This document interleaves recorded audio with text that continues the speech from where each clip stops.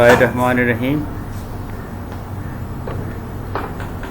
Today we will be discussing antiplatelet drugs.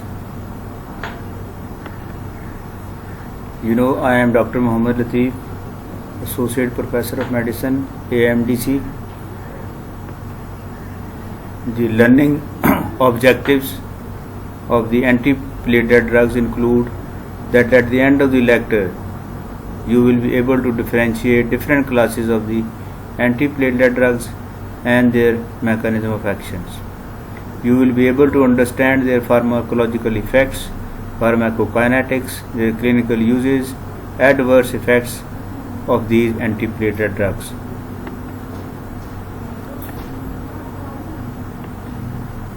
Now, before you start discussing the antiplatelet drugs, you should be able to know that what are the drugs used in the thrombosis. First class is anticoagulant drugs.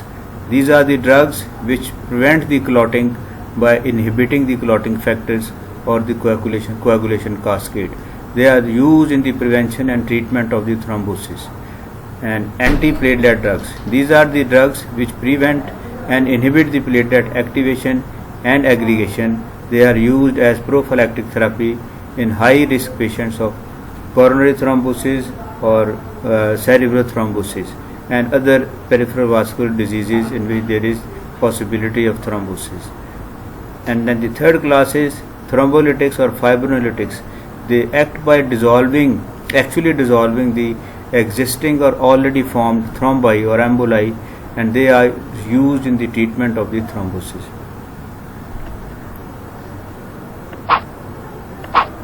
Now the classification of antiplatelet drugs.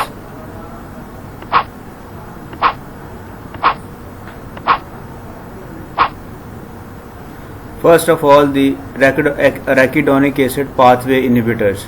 The classical example of this pathway inhibitors is aspirin. Number 2 drugs which are used as antiplatelet drugs, they are phosphodiesterase inhibitors, and the example is dipyridamole. The third classification is, or third class of drugs are ADP pathway inhibitors, and the examples are ticlopidine and clopidogrel. The fourth class is glycoprotein 2B3A inhibitors, and the drugs commonly in vogue nowadays are abciximab, eptifibatide and tirofiban. Now first of all, the first class of the drugs, which are the arachidonic acid pathway inhibitors, or the aspirin or the acetyl salicylic acid. The action of this drug is that they inhibit the cyclooxygenase enzyme via acetylation. The small doses of the aspirin by inhibition of the COX-1 via acetylation, they inhibit the thromboxane. Thromboxane is a drug which is procoagulant, or which promotes the aggregation of the drugs. They are so these drugs, they inhibit the thromboxane synthesis in the platelets. See, the thromboxane is synthesized by the platelets, and then it acts upon the platelets and it promotes the thrombosis by aggregation of the platelets, but not prostacyclin. I mean, the aspirin does not block or inhibit the prostacyclin synthesis in the endothelial walls, so they will not be causing the endothelial platelet aggregation. The uses of the aspirin. The prophylaxis. First of all, the prophylaxis of the thromboembolism. They are used in the prevention of TIAs or transient ischemic attacks, ischemic strokes and myocardial infarctions. Second, they are used in the prevention of the ischemic events in patients with the unstable angina pectoris. And thirdly, they can be combined with the other antiplatelet drugs, which include clopidogrel or anticoagulants, I mean the heparin, and sometimes with the warfarin you can offer in a combo form. Dose of the aspirin is coated aspirin is 75 to 80 milligram per day, but the non-coated one is given in the dose of 150 milligram per day or the 300 milligram half tablet per day. But remember that the effect of the aspirin can be effective as far as for about 6 to 7 days, but as a precaution you offer this drug daily so that for the safety of the patient. Now the side effects of this drug aspirin are: there is a high risk of peptic ulceration in some patients but not all patients. Especially this risk is in those patients who have acid peptic disease or who have the suffering from the disease H. pylori, ulcerations in the stomach or duodenum. And there is also increased risk of GI bleeding because aspirin prolongs the bleeding time. So this is one of the mechanisms that how does it causes the bleeding in the GI tract. Now the second class is ADP pathway inhibitors. The examples were ticlopidine and clopidogrel. The action or mechanism of action of these two drugs, ticlopidine and clopidogrel, is that these drugs specifically and irreversibly inhibit the ADP receptor of the subtype P2Y12, which is present on the platelets, and this receptor is required for the platelet activation, and thus they prevent the platelet aggregation. Once they block the P2Y12 receptor on the platelets, then the ADP cannot act. That is why ADP is inactivated, and when ADP is inactivated, there will be failure of platelet activation, and thus the platelet aggregation will be inhibited. So actually the P2Y12 is a purinergic receptor and is a chemoreceptor for adenosine diphosphate. I have already explained to you. So these drugs, ticlopidine and clopidogrel, actually they bind the P2Y12, and then next step is the incapability of the ADP molecule. The ADP pathway inhibitors are given orally. They have slow onset of action. They remain in the circulation for 3 to 5 days, and they are the prodrugs. They have to be activated in the liver. Once you take it, they go into the liver. They are metabolized and activated, and they also bind to the plasma proteins in the circulation. So they keep on circulating and having their effects in the circulatory system by inhibiting the aggregation of the platelets. The clinical uses of the ADP inhibitors are prevention of the ischemic complications after myocardial infarction, ischemic stroke, and unstable angina. Remember before especially the patients of the stroke patients, you will have to do the CT of the brain to exclude the hemorrhagic type of the stroke, because if you offer, there will be further possibility of the hemorrhagic stroke. So you have to be very particular and peculiar, and you have to rule out that the patient is suffering certainly from the ischemic stroke, not with the hemorrhagic variety of the stroke. Adverse effects of the ADP inhibitors are they can cause severe neutropenia, and CBC should be done say fortnightly or monthly when you are offering these drugs. And second is bleeding, because they prolong the bleeding time, so there is always risk of bleeding. And in the practical life, when you keep on offering these drugs, clopidogrel and aspirin, many patients sometimes they present with the say hematemesis, and at times they come with the melena. So while they are using the combination of these two drugs, aspirin and clopidogrel, so one of them has to be stopped. We stop it and then we restart, and some patients then they don't bleed. So always keep in mind while you are offering these drugs that rather you caution the patient that if you ever have bleeding, report as early as possible to me. So keep in mind the bleeding is a high risk in these patients. Then the other side effects are nausea, dyspepsia and diarrhea, but in some patients only. And sometimes they can cause allergic reaction, but these are also rarely found in the patients of the ischemic stroke or ischemic myocardial infarction or angina pectoris. Now the interaction of the ADP inhibitor is very common because they interact with the anti-epileptic drugs like phenytoin and carbamazepine. They both are anti-epileptic drugs, and they inhibit the CYT or cytochrome P450 enzyme, causing increased levels of these drugs. I mean the anti-epileptic drugs, leptic drugs, including phenytoin and carbamazepine. So what will happen? You will have to reduce the dose of these ADP inhibitors because you will have to reduce the dose of the anti-epileptic drugs, because you offer the ADP inhibitors, the levels of the anti-epileptic, they will be rising, so you will be requiring lesser dose of this. If you reduce the dose of ADP inhibitors, then you will create a risk of clotting or aggregation of the platelets and you will actual disease with which you are dealing with.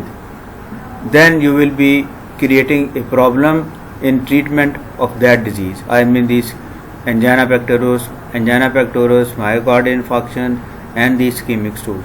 So you better reduce the dose of the anti-epileptic drugs which I have mentioned, including phenytoin and carbamazepine. Clopidogrel is more potent than ticlopidine. It has a longer duration of action than ticlopidine and given once daily, and so you don't require multiple doses of clopidogrel. So compliance is better, and this side effect of neutropenia is far less compared to the Loprine or aspirin, and their bioavailability is unaffected by the food. Usually it is taken after the meal and the bioavailability remains unaffected. They should never be taken empty stomach. Always offer them post meal or post food, but they are absorbed efficiently and their availability remains in the circulation for many days. And clopidogrel has replaced ticlopidine. Nowadays ticlopidine we are not using. 20 years back we were using this drug, but today clopidogrel has replaced ticlopidine because it has proved more efficient, lesser side effects. That is the reason that ticlopidine has been outclassed. Now indications for the clopidogrel: recent myocardial infarction, recent stroke or established peripheral arterial disease. Remember, I have used the word arterial disease, not the venous disease. So patient with a history of recent myocardial infarction, recent stroke or established peripheral arterial disease, they should be offered the clopidogrel or which is actually the ADP pathway inhibitor. And they are also used in the acute myocardial infarction or acute coronary syndrome or ACS, and the patients with acute coronary syndrome or unstable angina, or those who are managed medically, and those patients also who will be requiring later on PCI, which means the percutaneous coronary intervention. I mean those patients whose angiography is to be performed and they have to be stunted, or the insertion of the stent is simultaneously done while you are doing the angiography. So in those cases the clopidogrel has the proved better results. So that is why with the angiography, I mean the PCI, this drug is now is a routinely offered to the patients. The new ADP pathway inhibitors which have been and or are in the vogue or in use, they include prasugrel. It is also irreversible inhibitor of the P2YT receptor.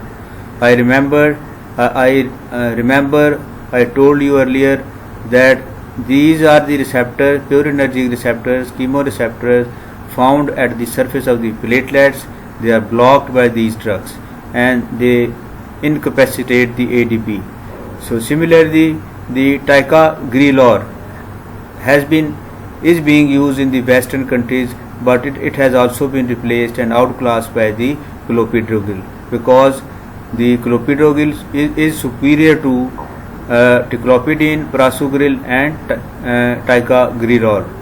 They are also reversible inhibitor of the P2YT receptor. Both have more rapid onset of action than clopidogrel.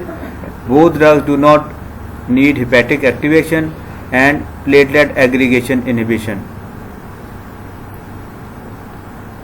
Uses: they are used to reduce the rate of thrombotic cardiovascular events, including shunt thrombosis. So when the patient has been stunted and that shunt becomes thrombosed or blocked with the adhesion and aggregation of the platelets inside the shunt, you can use the ADP pathways inhibitors in patients with the MI or ACS or acute coronary syndrome who were to be managed by the PIC, I mean the angiography and stunting. So when angiography done, shunt placed, then these drugs are to be used, are being used, and they have good results. Their adverse effects both are that they increase the risk of bleeding. So all these classes of the drugs, they have the risk of bleeding. The same way the ADP pathway inhibitors have also increased risk of bleeding, and ticagrelor causes dyspepsia also. The next variety of the antiplatelet drug is glycoprotein 2B3A receptor inhibitors. These drugs include abciximab, tirofiban and eptifibatide. The glycoprotein 2B3A receptor is required for platelet aggregation with each other and with fibrinogen and von Willebrand factor. Now think for a while. Compared to the previously mentioned drugs, the glycoprotein 2B3A receptor inhibitors are the drugs which have actions at 3 points. First is the aggregation of the platelets with each other, and second one is aggregation or combination of the platelet with the fibrinogen and combination of the platelets with the von Willebrand factor, which is a sort of coagulation factor, or is a protein which helps in the coagulation. So these drugs, abciximab, tirofiban and eptifibatide, these are the drugs which have action at the platelets, with the platelet and platelet plus fibrinogen and platelet plus von Willebrand factor. First, the abciximab, it inhibits platelet aggregation by preventing the binding of fibrinogen with the platelets and von Willebrand factor. Earlier I told. Now other adhesive also molecules to the glycoprotein 2B3A receptor sites on the activated platelets. These molecules are present on the platelets, so they inhibit the aggregation by blocking these 2B3A receptors. Abciximab is given intravenously, and it is used with the heparin and aspirin as an adjunct also, which means that in combination with the heparin and aspirin, you give it intravenously while you are doing the angiography or you are doing the PCI, at that time this drug is used to prevent the ischemic complication. I mean the more coronary vessels are not involved. To combat it, to prevent it, you adjunctively use these drugs with the heparin and aspirin. Tirofiban and eptifibatide, they are non-peptide drugs. Tirofiban is a non-peptide drug. Eptifibatide is a peptide drug. They also act by occupying sites on the glycoprotein 2B3 receptors. So again, this is a recall of the previous drug, that they act by occupying the sites on the glycoprotein 2B3 receptors that is required to bind the platelet fibrinogen. So they act as fibrinogen-like drugs or mimetic drugs. They are given intravenously for the reduction of incidence of thrombotic complication during angioplasty. So these are the classical drugs which are actually reserved for the PCI procedures, and they are used at the time of the insertion of the stent when the patient is brought to the emergency, cardiology emergency, and you have the intention that your patient should recover as early as possible rather than linger on. So excellently the placement of the stents or with the PCI procedure, the patient is saved from the complications and damage to the myocardium. Dipyridamole, it is a vasodilator. The mechanism of action of the dipyridamole is that they inhibit the phosphodiesterase that increases cyclic AMP, causing decreased synthesis of the thromboxane A2. Now thromboxane A2, already told to you that it causes the activation and aggregation of the platelets. So the phosphodiesterase inhibitors are the drugs who increase the cyclic AMP and they cause decreased synthesis of the thromboxane, which are actually the platelet aggregating factors. Read below that the thromboxane is a substance which causes activation as well as the aggregation of the platelets. So phosphodiesterase inhibitors, through increasing the cyclic AMP, actually they are combating the thromboxane A2. They are decreasing the synthesis or production of the thromboxane A2 and thereby inhibiting the activation as well as the aggregation of the platelets, which is the actual mechanism in the formation of the clot or the thrombus with the help of the platelets, fibrinogen and von Willebrand factors in the coronary arteries, in the cerebral arteries or in the peripheral arteries. The uses, they are given orally. They may be used as adjunct for the prophylaxis of the thromboembolism in cardiac valve replacement along with warfarin. So this is something speciality of the dipyridamole drugs, that they can use with the warfarin while you are replacing the valve in the surgical cardiac surgery.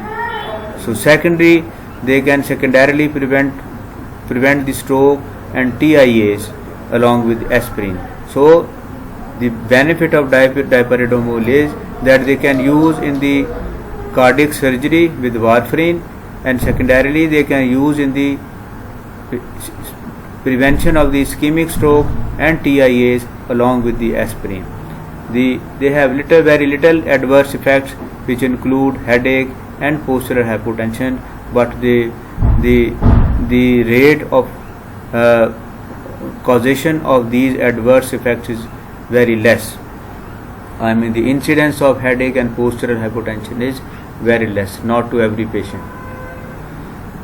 Now the actual formation, I mean it is a sort of pathogenesis, that how the platelet fibrin thrombin is formed, which is the resultant factor or mechanism in blocking the coronary arteries, the ischemic, the cerebral arteries and the peripheral arteries. Now it has two limbs. One limb is the tissue factor exposure, which will lead to the activation of the coagulation. Thrombin will be produced. Now thrombin, converts the fibrinogen into fibrin, and once the fibrin is formed, fibrin is actually a clot. So this is one limb of the platelet fibrin thrombus generation. The second limb is exposure of collagen and von Willebrand factor. Now see comparison of the two limbs. One side tissue exposure, the other is that the exposure of collagen and von Willebrand factors. When this limb is activated, there will be adhesion of the platelets and they cause release of the substances also. Then further platelets are recruited to these platelets and there is activation of the platelets also. So simultaneously there is activation as well as platelet aggregation. So with combination of activation, aggregation and fibrin complex, there is formation of the platelet fibrin thrombus. So this is the whole mechanism which is responsible for the coronary arteries, peripheral arteries, and in the cerebral arteries, responsible for the platelet fibrin thrombus formation and causing the MI, say ischemic stroke, and similarly the production or creation of the thrombi in the arterial vessel, producing peripheral arterial disease. Now the mechanism of action of the antiplatelet drug. This is a summary of the mechanism of action of these antiplatelet drug. First, when there is plaque disruption, there is, I said earlier, collagen and von Willebrand factor, they are implicated, and what happens next? There is platelet adhesion and secretion by the platelets.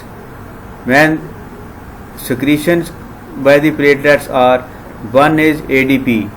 Now ADP is blocked by the ticlopidine or clopidogrel. So this is the summary of the clopidogrel as well as the ticlopidine, that it blocks the ADP, and when it blocks the ADP, then further platelet recruitment and activation will be inhibited. Similarly, on the other side, when there is adhesion of the platelet, COX-1 inhibitors, I mean the aspirin, they blocks the pathway from platelet adhesion to thromboxane A2. In other words, thromboxane A2 is inhibited. Now compare simultaneously that the clopidogrel blocks the ADP pathway and aspirin blocks the thromboxane A2 pathway. So what will happen? Platelet recruitment and activation will be inhibited, and lastly glycoprotein 3A activation will result how this will be controlled or effectively managed, that the drugs abciximab, eptifibatide and tirofiban, I mean this limb of the clotting, glycoprotein 2B3A activation, it is inhibited by abciximab, eptifibatide and tirofiban, and as a result end product will be that the platelet aggregation will be inhibited. So now you see in all these three cases, ticlopidine, aspirin and abciximab, eptifibatide and tirofiban, the end result is either the platelet recruitment is inhibited and their activation is inhibited, or the aggregation of the platelet is inhibited. So the whole philosophy of the management of these drugs is that they prohibit the recruitment and activation, adhesion of the platelets and aggregation of the platelets. Once again, summary of the mechanism of action of these drugs. Now first of all was aspirin given orally. It causes, this is a sort of repetition, I have already explained. Summarily, if you remember that aspirin causes inhibition of the thromboxane A2 via inhibiting the cyclooxygenase 1 inhibition. The clopidogrel or ticlopidine, they are ADP receptor antagonists. They are also given orally. Abciximab, tirofiban and eptifibatide, these are actually glycoprotein 2b3a receptor antagonists on the platelets. They are given intravenously. Finally, the mechanism remains the same, that the platelets are either they are prohibited from adhesion or they are prohibited from activation or aggregation. The fourth class is phosphodiesterase inhibitors. Dipyridamole is the example. Now, very important part of the hemostasis. There are 3 A's of the primary hemostasis. When there is vascular injury, at the site of the vascular injury, one platelet will adhere. This is known as adhesion. Now, inactive platelets, they adhere to the site of the vascular injury. Then they become activated, and when they activated, they release some substances, and they by activation further platelets they attach to the one already attached platelet at the site of the injury. So there will be, you can see in the picture, the one by one more and more platelets joining the first platelets, and this is known as aggregation. So in the aggregation, scores of the platelets, they join together, they join hands, they form a solid plug of thrombosis or clot. So these are the 3 A's of the primary hemostasis, and our philosophy is to block this everything, this 3A activity. Now, components of the thrombus. You see beautiful picture showing you the fibrin threads, these cord-like structures. These are actually fibrin threads, and inside their RBCs, and the attached to the RBCs and fibrin threads are the platelets. So see the combination or union of the fibrin threads to the platelets is actually the thrombus formation. The RBCs are innocent people, innocent cells. They are by luck involved in they are trapped by the fibrin thread and platelet combo. So this is a beautiful picture of the formation of a thrombus. Any question you can ask me, you can send me. I will appreciate. So far as you are concerned, you have never solved any assignment which is actually a complaint against to you a complaint.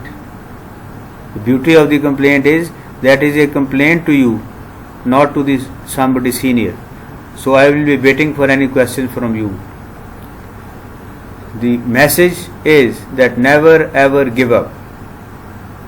Now, this will I explain that 20-30 years back we were using aspirin only.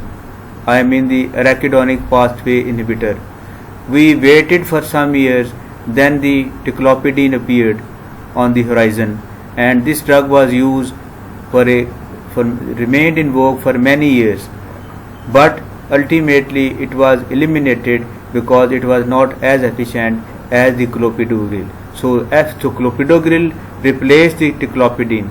Now with passage of time, in the recent almost 1.5 decade, the glycoprotein 2b3a inhibitors were invented, and these drugs have changed the whole scenario of the management of the coronary heart disease, and especially in cases when the patient is brought to the emergency in the state of acute coronary syndrome, and that patient is stunted instantly while in the emergency. So this was a sort of revolution in the management of the myocardial infarction. Many deaths were used to occur when these drugs were not unavailable. So this was a revolution. So now the determination of this bird is that he is waiting for his pray for his food. So our food is innovation, invention of the more drugs. So we are waiting, we are not losing heart. Maybe tomorrow another drug is produced which can cure or which can prevent the acute coronary syndrome or like diseases. So the message is never give up. Thank you very much for joining me today. I hope that you will answer my any query. You will also send me the feedback, and so far you have been dismal, but I am not losing hope. I am not giving up. I am of the view like the bird was that he was waiting for. So anyway, goodbye from Akhtar Said Trust Hospital. Remember, next week there will be a test on hematology. There will be 30 MCQs which you will have to solve in 30 minutes. Okay, goodbye from Akhtar Said.